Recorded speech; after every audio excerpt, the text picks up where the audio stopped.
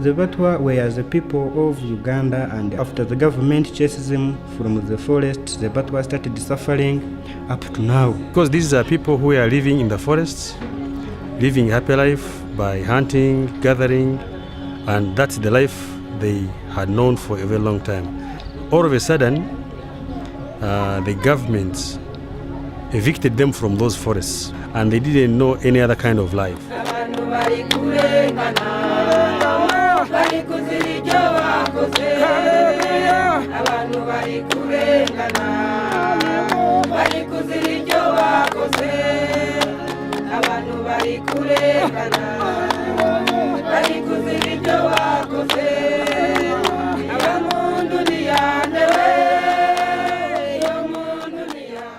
In the forests of southwestern Uganda, there exists a people so marginalized, so invisible in their own homeland, that their history is often told as an afterthought to someone else's story. They are the Batwa, and for centuries, they have been the ghosts of the forest, present, visible, yet fundamentally excluded from the narratives of power that shaped East Africa. Their story is not one of conquest or kingdom building. It is not a story of empires or famous rulers. It is the story of a people who lived in symbiosis with the land for thousands of years and then slowly, systematically, were erased from it. This is the story of displacement disguised as progress, of marginalization wrapped in the language of conservation, of a people fighting, against all odds, to remain visible in a world that would prefer them forgotten. To understand the Batwa, you must first understand the forest. The forests of southwestern Uganda, Bwindi impenetrable, Gahinga, Kabali, are among the most biodiverse ecosystems on Earth. Here, in the dense undergrowth and towering canopy, lives one of humanity's last surviving hunter-gatherer peoples. The Batwa did not build these forests, but they adapted to them so completely that they became inseparable from the landscape. For between 3,000 and 5,000 years, though the exact timeline is disputed, the Batwa lived in these forests. They hunted with traditional weapons. They foraged for roots, plants, honey. They moved seasonally, following the rhythms of the forest. They had no written language, no permanent settlements, no kings or councils that accumulated wealth. Instead, they organized themselves in small bands, extended families bound by kinship and shared knowledge of the forest. Decisions were made collectively. Leadership was fluid, based on skill and respect rather than hereditary right. To outsiders, this seemed like the absence of civilization. To the Batwa, it was a complete civilization, one optimized not for the accumulation of power or wealth, but for survival and harmony with an environment most people could not survive in at all. The Batwa possessed encyclopedic knowledge of their forest. They knew which plants cured which illnesses. They understood animal behavior with an intuition that seemed almost supernatural. They could navigate by sound and smell as much as by sight. They read the forest the way scholars read books. This knowledge was not written down. It was carried in memory, passed from generation to generation through story and practice. It was alive in a way that written knowledge could never be. And for thousands of years, this system worked. The Batwa population was stable. The forest was abundant. There was a balance, precarious but sustainable. Then the Bantu arrived. Somewhere around 2,000 years ago, Bantu-speaking peoples migrated into the region from West Africa. They brought with them iron tools, agriculture, and a different way of organizing society. They established kingdoms. They accumulated land and wealth. They built permanent settlements. The Batwa and the Bantu did not immediately come into conflict. In fact, many Batwa communities developed relationships with Bantu groups. Trade emerged. The Batwa would hunt and forage, exchanging goods with Bantu farmers. Some Batwa worked for Bantu lords, serving as hunters and guides. But it was a relationship fundamentally shaped by inequality. The Bantu had superior technology. They had organized states with armies. The Batwa had their knowledge of the forest, but that knowledge was only valuable if someone wanted what the forest could provide. Over centuries, as Bantu kingdoms consolidated power, the Batwa found themselves increasingly dependent on and increasingly subordinate to these larger political structures. They became associated with the forest, with the wild, with everything that civilization was not. In the hierarchies of East African societies, the Batwa occupied the bottom. They were hunter-gatherers in a world that valued farmers. They were forest people in a world that was clearing forests for crops. They were stateless in a world of increasingly powerful states. The terminology used for them, in Bantu languages, in colonial records, in contemporary discourse, reflected this marginalization. They were called Pygmies, a term that emphasized their shorter stature and carried connotations of primitiveness.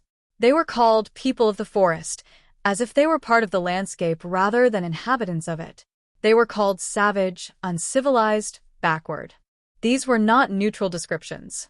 They were weapons, tools used to justify exclusion and exploitation. And yet the Batwa persisted.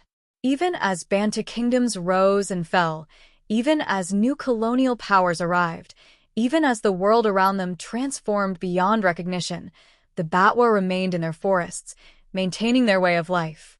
But persistence was becoming harder. The colonial era brought new pressures. When the British established the Uganda Protectorate in 1894, they encountered a landscape already divided among various kingdoms and peoples.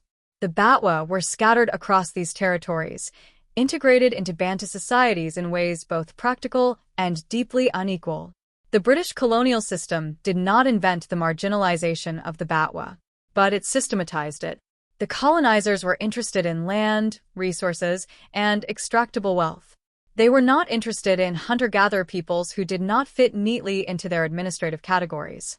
The British established reserves and conservation areas. They formalized the distinction between civilized, Bantu, and primitive, Batwa. They codified inequality into law. During this period, some Batwa were pushed further into the forests.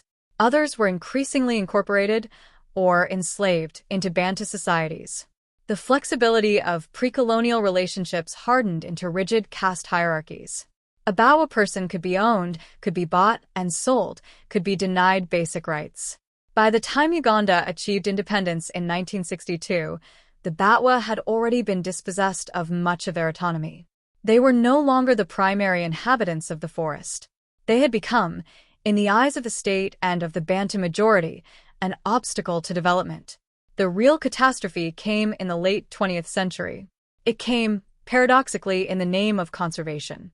In the 1970s and 1980s, Uganda and international conservation organizations began to establish protected areas. Bwindi Impenetrable National Park was created in 1991. Gahinga Gorilla National Park followed. Kabale Forest National Park had been established earlier in the 1930s. These parks were created to protect endangered species, mountain gorillas, chimpanzees, forest elephants. The intentions were noble. The outcome was catastrophic for the Batwa. The parks were declared to be uninhabited wilderness. The reality that the Batwa had lived in and managed these forests for millennia was erased. Boundaries were drawn. Fences were erected. Armed rangers were stationed. The Batwa were expelled. They were told that they could not hunt in the parks. They could not forage. They could not move through forests that their families had inhabited for generations.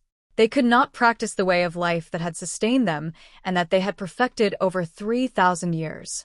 In the name of saving the gorillas, the states of Uganda and Rwanda expelled the people who had lived with those gorillas for longer than any conservation program had existed.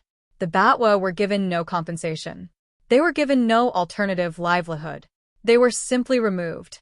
Overnight, people who had defined themselves through their relationship with the forest were cut off from the forest. Hunters became refugees in their own homeland. Experts in the ecosystem became strangers to it. Some Batwa were relocated to marginal lands outside the parks, in fertile soil, distant from water sources, unsuitable for agriculture. They were expected to become farmers, despite having no training, no tools, no knowledge of agriculture, and no land suitable for farming. Others simply migrated to the edges of towns and cities, becoming day laborers, beggars, the most marginalized members of Ugandan society. The Batwa population in Uganda, which had numbered in the tens of thousands in the pre-colonial period, had been reduced to perhaps 2,000 by the early 21st century. A people were being erased in real time. The tragedy is that this erasure was presented as progress, as environmental protection, as necessary sacrifice for the greater good. The mountain gorillas of Bwindi were indeed saved. The parks have become tourist destinations. Visitors come from around the world to see the gorillas, to experience pristine wilderness. The parks generate revenue for Uganda and for the international conservation organizations that manage them, have been conserving these forests for thousands of years without the help of international organizations or modern science. The Batwa ask uncomfortable questions. They ask whether a world that offers safety for gorillas but displacement for people is really safer. They ask whether progress that leaves some people behind is progress at all. They ask whether civilization means the erasure of other ways of being. The Batwa of Uganda are still here. They are still fighting. They're still asserting their presence in a world that would prefer them invisible. Their forests have been taken. Their way of life has been disrupted. Their culture is under siege. And yet they remain, witnesses to a history that has been erased, guardians of a knowledge that the world is only beginning to understand it needs. The question is not whether the Batwa will survive. They have already shown a capacity for survival that seems almost impossible. The question is whether Uganda, whether Africa, whether the world, will find a way to include them, to recognize them, to honor the knowledge they carry and the claims they have on the lands their ancestors inhabited. Until then, the Batwa will remain ghosts in their own land,